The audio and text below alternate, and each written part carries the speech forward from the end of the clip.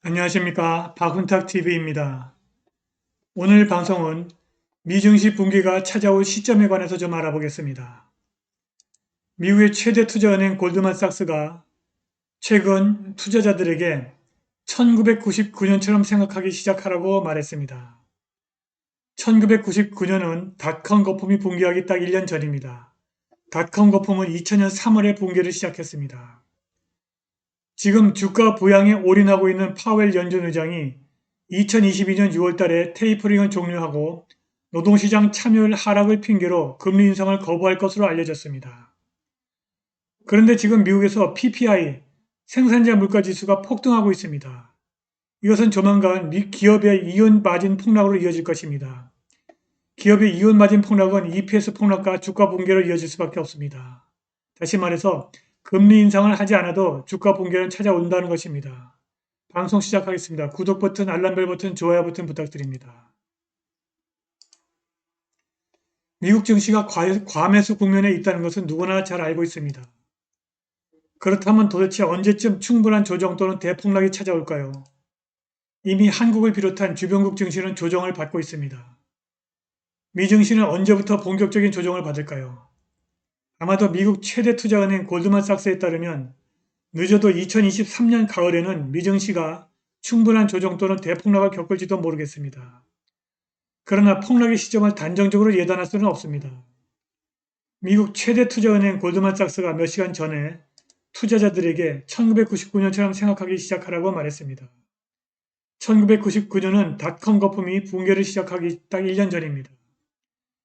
이제 곧 2022년이 다가오는데 지금 1999년처럼 생각하기 시작하려면 내후년 2023년경에 닷컴 거품 붕괴와 같은 상황을 예고하는 것일까요? 파웰 연준 의장은 2022년에 주식시장 부양을 위해서 6월달에 양적 완화 테이퍼링을 종료하고 금리를 올리지 않을 핑계를 실업률에서 찾았습니다. 2021년 11월 3일 제롬 파웰은 반기 재정 보고서에서 오로지 주식 가격에만 관심이 있음을 분명히 했습니다. 파웰은 2022년 주가 부양을 위해서 금리를 인상하지 않겠다는 의지를 표명했습니다. 우리는 아직 금리를 인상할 때가 아니라고 생각합니다. 고용과 참여의 측면에서 최대치에 도달하기 위해서는 아직 커버해야 할 것이 있습니다라고 파웰이 말했습니다. 고용과 노동시장 참여에 대한 파웰의 우려는 정당해 보이지만 껍질을 한 번만 벗기면 그가 이자율 인상을 하지 않으려는 숨은 동기가 드러납니다.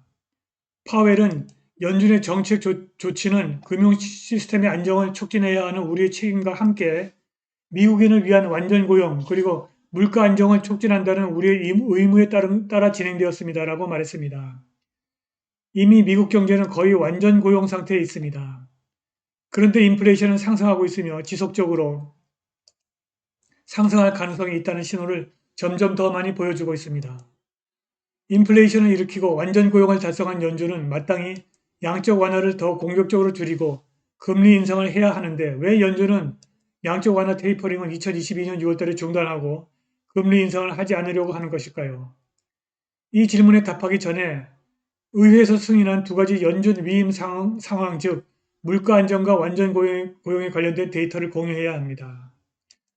데이터를 조사한 결과 최근 연준이 금리 인상을 거부하는 이유는 타당하지 않은 것으로 보입니다. 우선 물가 안정에 관한 데이터입니다. 파월 의장은 2021년 11월 3일 기자회견에서 인플레이션이 뜨거워지고 있다고 분명히 밝혔습니다. 연준이 물가 안정 의무를 이행할 수 있다고 말할 수 없습니다. 아래 그래프는 연간 인플레이션율의 7가지 지표를 보여주는데 30년 최고에 달했습니다. 이 7가지 인플레이션 지표가 전부 다 일제히 30년 최고치에 달했습니다. 인플레이션을 기준으로 볼 때 연준은 위기 수준의 양적 완화를 공격적으로 제거하고 물가를 안정적으로 만들기 위해서 2022년에 금리 인상을 해야 합니다. 그런데 파웰은 아직 완전 고용이 달성되지 않아 금리 인상을 할 수 없다고 주장합니다. 그는 2021년 11월 3일 최대 고용은 직접 측정할 수 없고 다양한 요인으로 인해서 시간이 지남에 따라 변하는 광범위하고 포괄적인 목표입니다.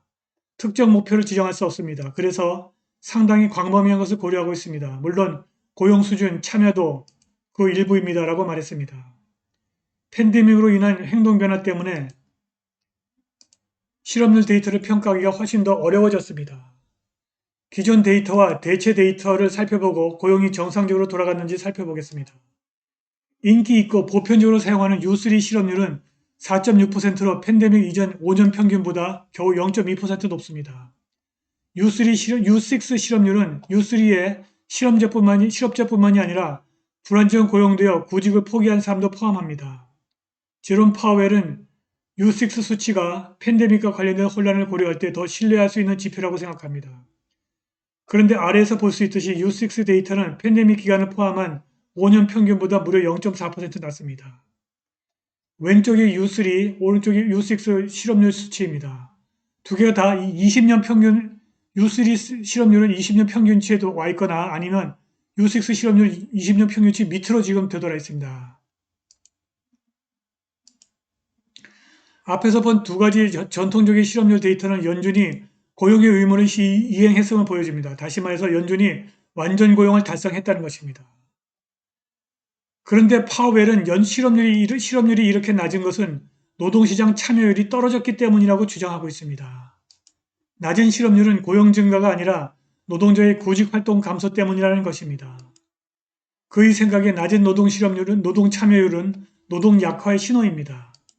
미국 노동통계청은 노동력을 전체 생산 가능 인구로 나누어서 노동 참가율을 계산하는데 노동통계청에서 나온 아래 그래프는 노동 참여율이 팬데믹 이전 수준보다 약 1.5% 낮음을 보여줍니다. 실제로 지금 노동 참여율이 팬데믹 이전보다 한 1.5% 떨어져 있습니다. 사람들은 여러 가지 이유로 직장을 떠났습니다. 많은 경우 사람들이 자발적으로 직장을 그만두는 것으로 보입니다. 강제로 그만두는 게 아니라는 것입니다. 일부 부모는 이제 자녀와 함께 집에 머물고 싶어 합니다. 다른 경우에는 은퇴 직전의 사람들이 직장에서 조기 은퇴했습니다. 최근에는 근로자가 더 나은 또는 더 높은 급여를 제공하는 일자리를 찾으면서 직장을 그만두는 사람들의 수가 증가하고 있습니다. 낮은 실업률의 원인을 왕성한 경제활동이 아니라 노동자의 구직활동 감소에서 찾는 것은 단지 금리 인상을 하지 않으려는 수작에 불과합니다. 파웰의 유일한 목표는 2022년에 양적 완화 테이퍼링을 종료하고 금리 인상을 거부해서 주가 폭락을 차단하는 것입니다. 그런데 지금 미국의 생산자 물가지수가 거의 수직으로 치솟고 있습니다. 과거 사례에서 보면 생산자 물가지수 앙등이 주가 대폭락의 실질적인 단초였습니다. 지금 미국의 생산자 물가지수가 이렇게 수직으로 치솟고 있습니다. 생산자 물가지수 폭등이 소비자 물가지수 폭등으로 이어지고 이것이 기업 이윤과 EPS 감소를 가져와서 주가 폭락을 초래합니다. 생산자 물가지수 폭등이 금리 상승보다 더 강력한 주가 하락의 원인입니다. 그런데 주가의 대대적인 조정 또는 대폭락의 정확한 시점은 알 수가 없습니다.